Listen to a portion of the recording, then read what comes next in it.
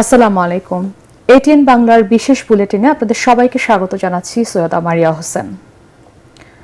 ইনকিলাব মঞ্চের মুখপাত্র ওসমান হাদি মারা গেছেন। ইন্না লিল্লাহি ওয়া ইন্না ইলাইহি রাজিউন।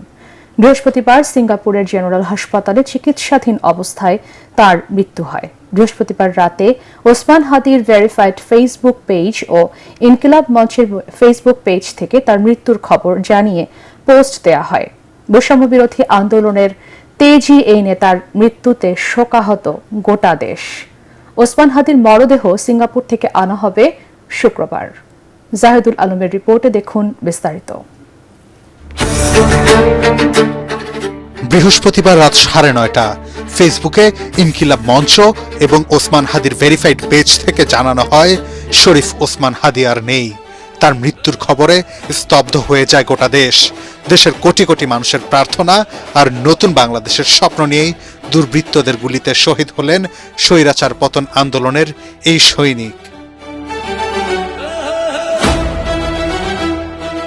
হাদির মৃত্যুর খবর নিশ্চিত করেন ঢাকা মেডিকেলের নিউরো টিমের সদস্য ও হাদির চিকিৎসক ডাক্তার আব্দুল আহাদ। তিনি জানান, সিঙ্গাপুর জেনারেল হাসপাতালের নিউরোসার্জিক্যাল টিম মৃত্যুর বিষয়টি জানিয়েছে। এর আগে গত 12 ডিসেম্বর গণসংযোগের জন্য রাজধানীর বিজয়নগর এলাকায় গেলে চলন্ত মোটরসাইকেল থেকে হাদিকে গুলি করা হয়। গুলিটি তার মাথায় লাগে। গুরুতর আহত অবস্থায় ঢাকা মেডিকেলে অস্ত্রোপচারের পর এভার কেয়ার হাসপাতালে ভর্তি করা হয়। পরে আরও উন্নত চিকিৎসার জন্য এয়ার অ্যাম্বুলেন্সে তাকে সিঙ্গাপুর নেওয়া হয়। সেখানে আবারও অপারেশনের কথা থাকলেও সব চেষ্টার অবসান ঘটিয়ে পৃথিবীর মায়া ত্যাগ করেন বিপ্লবী এই নেতা। আমি সহজা চিনেছি আমারে আমার। জাহিদুল আলম, এটিএন বাংলা। আমি বিন্ময়, আমি চিন্ময়, আমি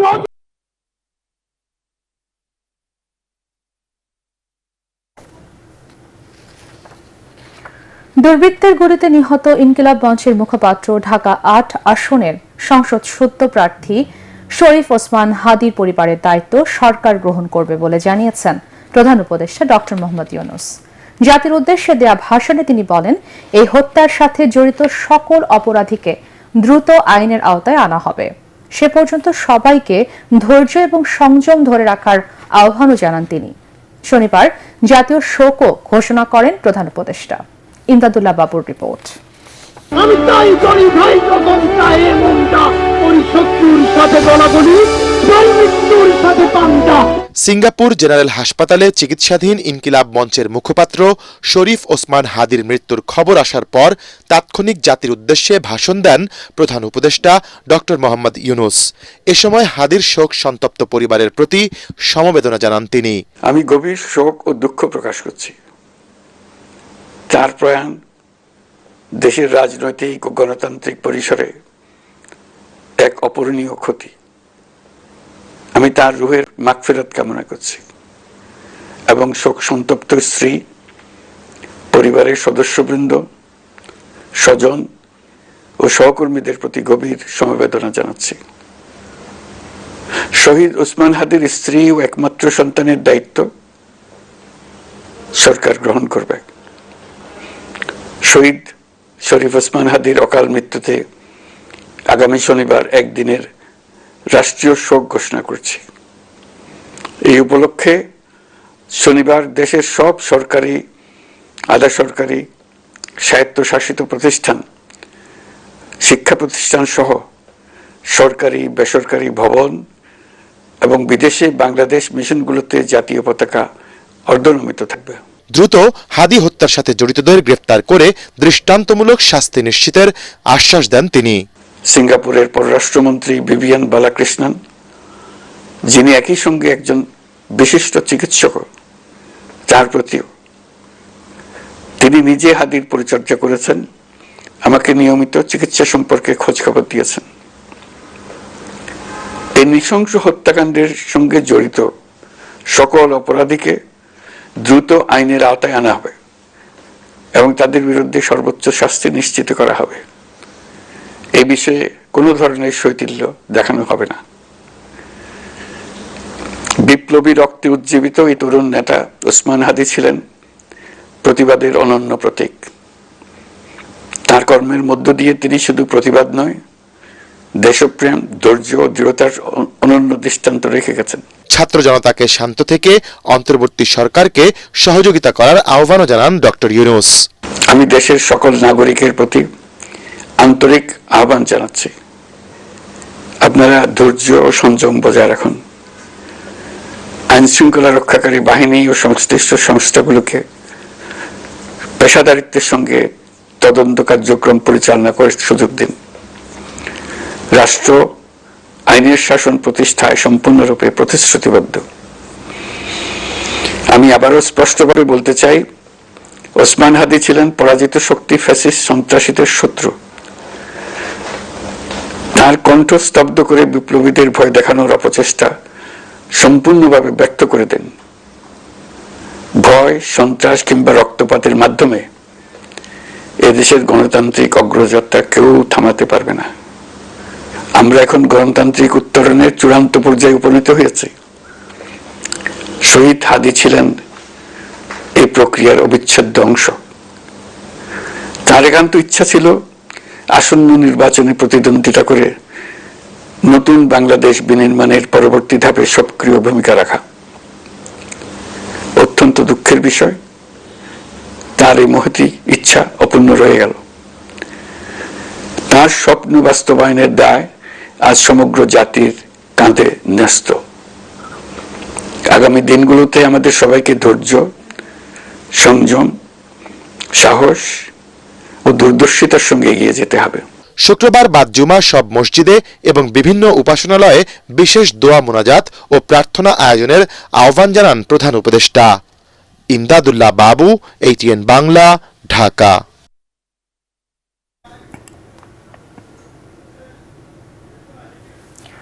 হাদীর মৃত্যুর প্রতিবাদে রাজধানীর বিভিন্ন এলাকা উত্তাল হয়ে ওঠে, রাজপথে নেমে আসে বিক্ষুব্ধ জনতা। দর্শক, এই মুহূর্তে রাজধানীর শাহবাগ এলাকায় আছেন আমাদের সহকর্মী ইয়াসিন রানা। আমরা এখন সরাসরি চলে যাচ্ছি তার কাছে। রানা, আপনি তো এই মুহূর্তে শাহবাগে অবস্থান করছেন, সেখানকার পরিস্থিতি আমাদেরকে জানান। মারি, আপনাকে ধন্যবাদ। আপনি যেমনটি জানাচ্ছিলেন, ইনকিলাব মঞ্চের মুখপাত্র শরীফ ওসমান হাদী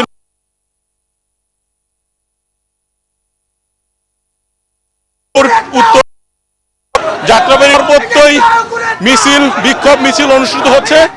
আমি এখন আছি রাজধানীর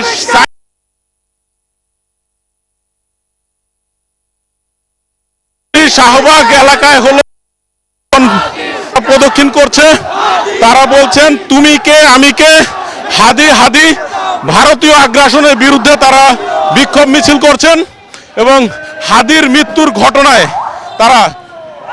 তারা অপরাধীদের বিচার চাচ্ছেন এবং রাষ্ট্রের পক্ষ থেকে যত ধরনের ব্যবস্থা প্রয়োজন সেই সব ব্যবস্থা নেওয়ার দাবি জানাচ্ছেন। আপনাকে যে বিষয়টা দেখাচ্ছি, এখন এই মিছিলটি চলমান রয়েছে, সবাই স্লোগান দিচ্ছে। ভাই, আপনাদের কি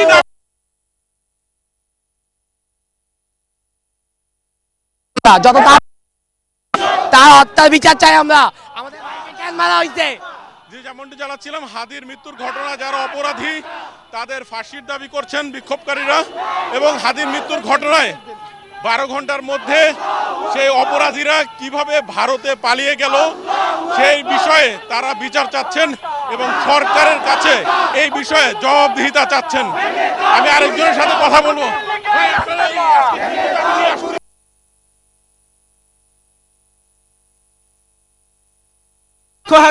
জেগে রেখে দিয়েছেন হাদী ভাই দিব না। জুলাই আন্দোলন, আমরা জুলাই আন্দোলন করছি দেশের রক্ষার্থে, জনগণের কল্যাণের জন্য। সেই জায়গায় আমার জুলাই ভাইকে হত্যা করা হয়েছে। যে মারিয়াট যেমনটি জানাচ্ছিলাম, গত 24-এর বাকি অংশটুকু জয় বাংলা করতে যাচ্ছি আমরা আজকে। জি মারিয়া, যেমনটি জানাচ্ছিলাম, গত 12 ডিসেম্বর পুরানো পল্টনের বক্স কালভার্ট রোডে একটি মসজিদের সামনে নামাজের পরে হাদীকে গুলি করা হয় এবং 18 ডিসেম্বর আজকে সিঙ্গাপুরে হাদীর মৃত্যুর খবরটি আমরা শুনতে পারি এবং সারা ঢাকা শহর বিক্ষোভে রূপান্তরিত হয়েছে।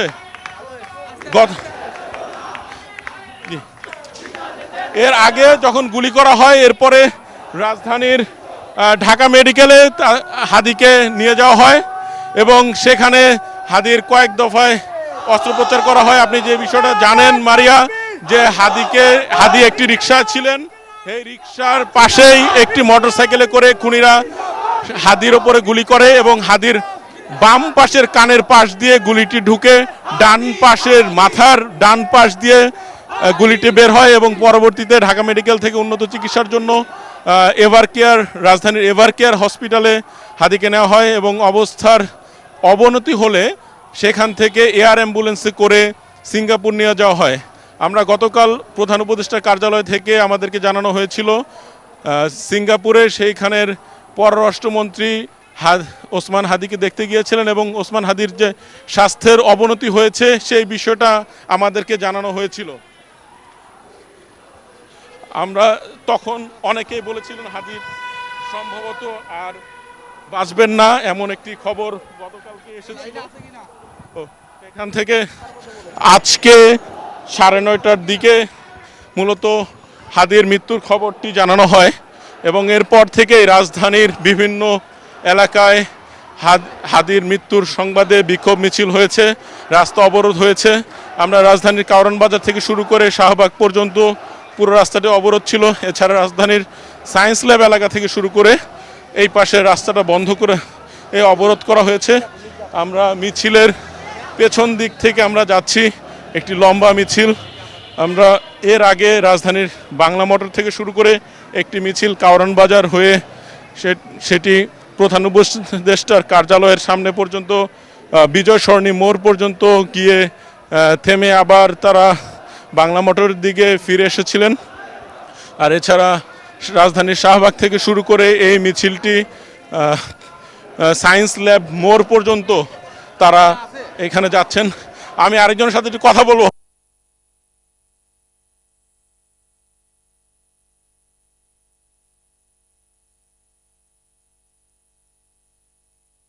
হাদি ভাই যদি আমার বুক মাথায় এসে গুলি করা যায়, আমরা চাই যে তার বিচার যেন সুনিশ্চিত করা হয় এই বাংলার মাটিতে। আমাদেরও সেই দাবি।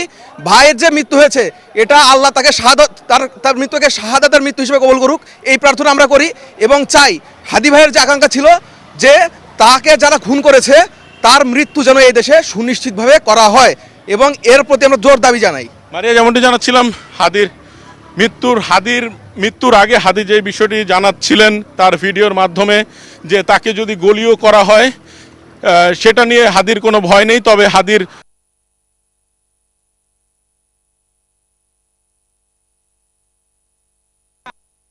বিষয়টি আমাদের যারা হাদির সমর্থক রয়েছেন, হাদিকে যারা ভালোবাসেন তারা মূলত রাস্তায় নেমে এসেছেন। তারা দাবি জানাচ্ছেন যে কোনোভাবেই হোক যেন এই হত্যার বিচার তারা অবশ্যই বাংলার মাটিতে কার্যকর দেখতে চান।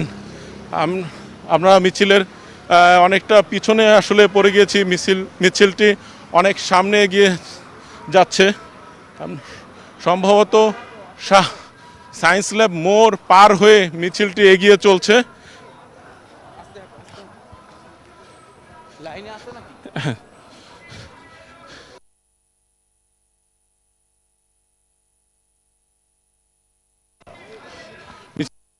এছাড়া যেমনটি জানাচ্ছিলাম রাজধানীর মিরপুরেও মিছিল হয়েছে, টঙ্গীতে মহাসড়ক অবরোধ করেছে হাদির সমর্থকরা। এছাড়া রাজধানীর উত্তরার বিএনএস সেন্টারে মিছিল হয়েছে, সেখানেও ঢাকা গাজীপুরের রাস্তাটা ঢাকা ময়মনসিংহ রাস্তা অবরোধ করার চেষ্টা করা হয়েছে। এছাড়া রাজধানীর যাত্রাবাড়িতে হাদির মৃত্যুর ঘটনায়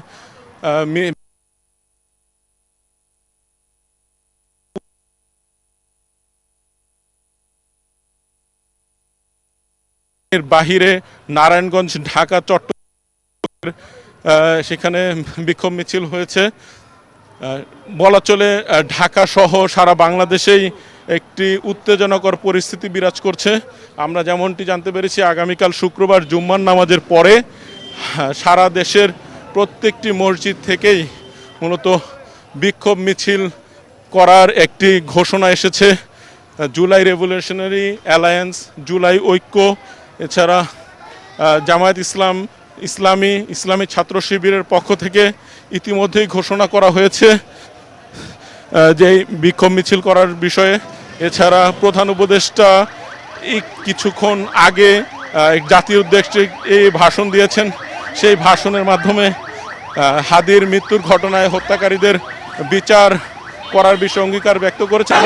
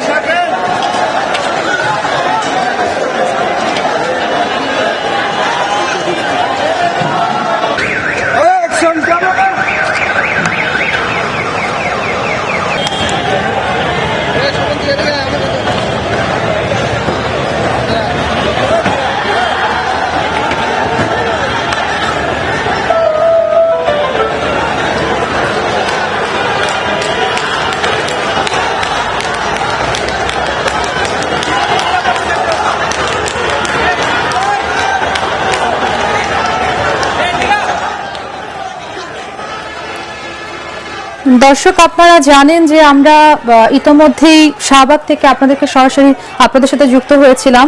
হাদির মৃত্যুর প্রতিবাদে রাজধানীর বিভিন্ন এলাকা ইতোমধ্যে উত্তাল হয়ে উঠেছে। শুধুমাত্র রাজধানী ঢাকা নয়, সারা দেশে কিন্তু বিক্ষোভ ছড়িয়ে পড়েছে এবং বিক্ষুব্ধ জনতা তারা কিন্তু এই হত্যার প্রতিবাদ জানাচ্ছে এবং আমরা আপনাদেরকে যতটুকু দেখানোর চেষ্টা করছি। ইতোমধ্যে আমাদের সাথে যুক্ত হয়েছিলেন আমাদের সহকর্মী ইয়াসিন রানা। উনি শাহবাগ থেকে আপনাদেরকে কিন্তু মিছিলটি কোন দিকে যাচ্ছিল, মিছিলটি আসলে ছুটে চলেছে আপনাদেরকে দেখাচ্ছিল এবং আমরা কিন্তু ইতোমধ্যে আপনাদেরকে কারওয়ান বাজারের একটা চিত্র দেখিয়েছি। প্রথম আলো অফিসের সামনে, প্রথম আলো পত্রিকার সামনে কিন্তু বিক্ষুব্ধ জনতা জড়ো হয়েছে ইতোমধ্যে এবং তারা তাদের প্রতিবাদ জানাচ্ছে। আমরা এখানে আইন শৃঙ্খলা বাহিনী যারা আছেন তারাও কিন্তু ইতোমধ্যে আমরা দেখছি যে এই সময়টাকে যাতে কোনো অপ্রীতিকর পরিস্থিতি না হয় সেটা রোধ করবার জন্য কিন্তু তারা ইতোমধ্যে মাঠে রয়েছেন নিরাপত্তার স্বার্থে।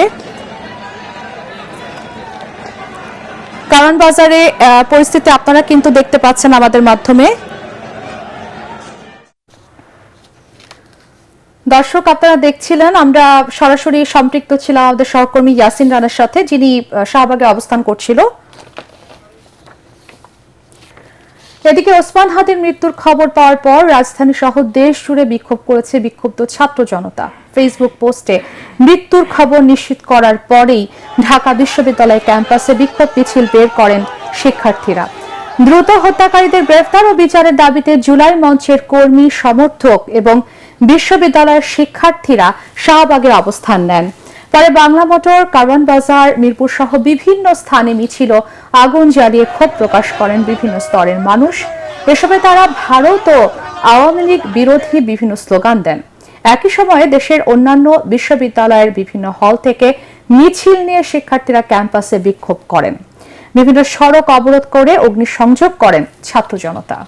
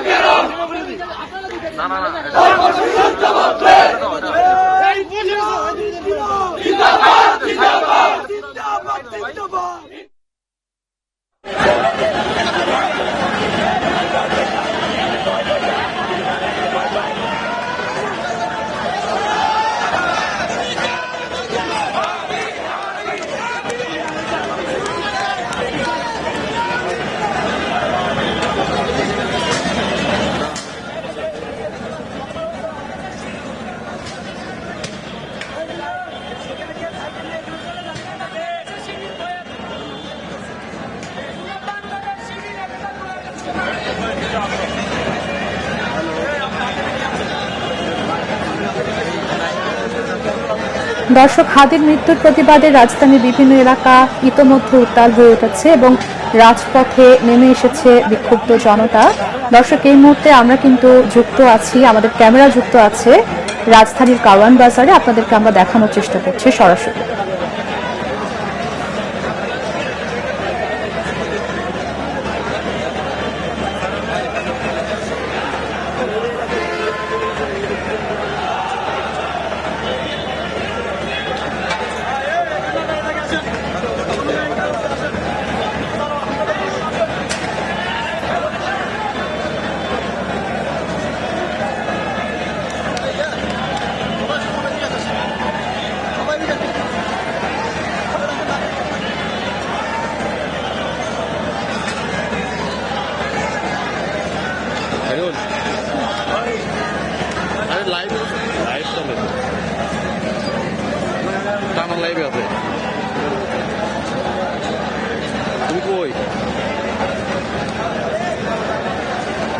আরে বিএনপির কি বল, তুমি মেন রাস্তা দিয়ে ওই যে মেন রাস্তা দিয়ে মেট্রো এটা নিতে হবে। অফিসে কত পর্যন্ত আছে?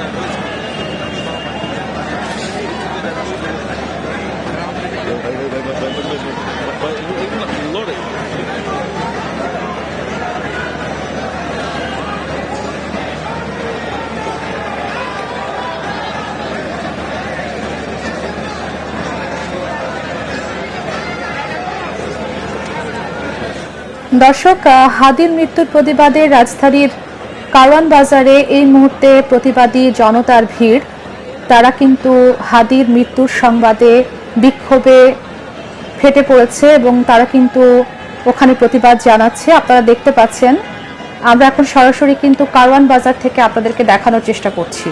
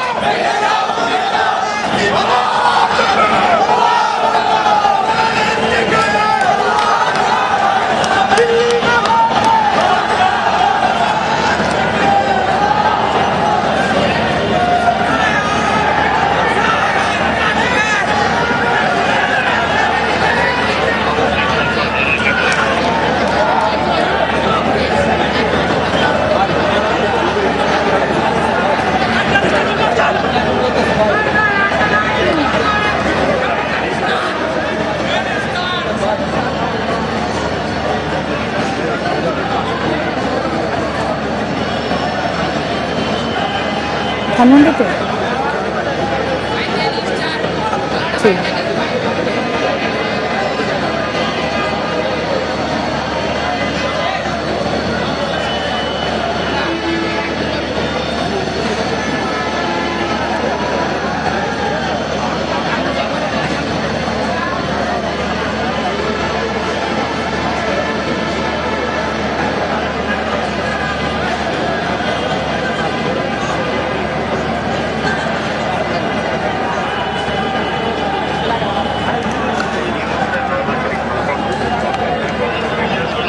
দর্শক, আমরা এখনো আপনাদেরকে কারওয়ান বাজার এলাকাটি দেখানোর চেষ্টা করছি।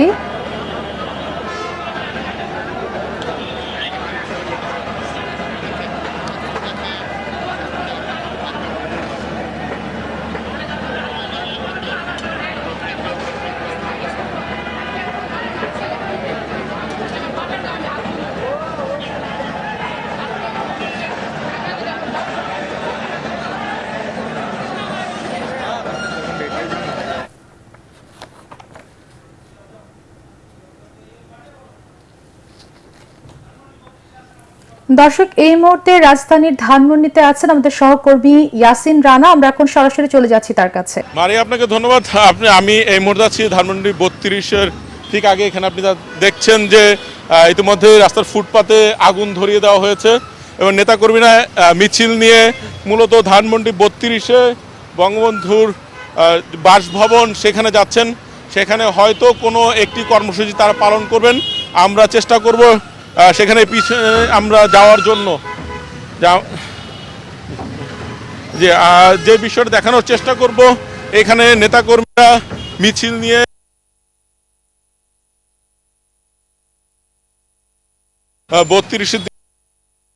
আমরাও ধানমন্ডি 32-এর বাসভবনের দিকে আমরা যাব। মূলত এখানের হাদির সমর্থক এবং যারা হাদিকে ভালোবাসেন তারা বলছেন ধানমন্ডি 32 মূলত ফ্যাসিস্টের যে আতুর ঘর সে হিসেবে তারা 32-এ এখানে যাচ্ছেন। এর আগেও মূলত ধানমন্ডি 32 কেন্দ্রিক এনসিপির নেতাকর্মীরা সেখানে কর্মসূচি পালন করে কয়েক দফায় ভাঙচুর করেছিলেন। সবশেষ আইসিটি আন্তর্জাতিক অপরাধ ট্রাইব্যুনালের যে রায় হয়েছিল শেখ হাসিনা এবং আসাদুজ্জামান খান কামালের, সাবেক প্রধানমন্ত্রী শেখ হাসিনা এবং সাবেক স্বরাষ্ট্রমন্ত্রী আসাদুজ্জামান কামালের যে ফাঁসির রায় হয়েছিল, সেদিনও নেতাকর্মীরা এবং সাধারণ মানুষ ধানমন্ডি 32-এর এই বাসভবন ভাঙার জন্য এসেছিলেন। তবে সর্বশেষ আমরা যেটি দেখেছি কয়েক দফায় পুলিশ এবং সেনাবাহিনীর সাথে সংঘর্ষের পর তখন আসলে ধানমন্ডি 32-এর বাড়ি আমরা আসলে ভাঙচুর করতে পারিনি। জি জি মারিয়া, আমরা ধানমন্ডি 32-এর এখানে আছি। আমরা সবশেষ তথ্য জানাতে পারবো। রানা, আপনি আমাদের সাথে থাকুন, আমরা পরবর্তীতে আবারও আপনার সাথে পরবর্তী বুলেটিনের মাধ্যমে যুক্ত হচ্ছি। পরবর্তী সংবাদ দেখার আমন্ত্রণ জানিয়ে এখনকার মতো শেষ করছি এটিএন বাংলার সংবাদ। ইউটিউবে দেখতে ব্রাউজ করুন youtube/ATN Bangla News। ধন্যবাদ সবাইকে।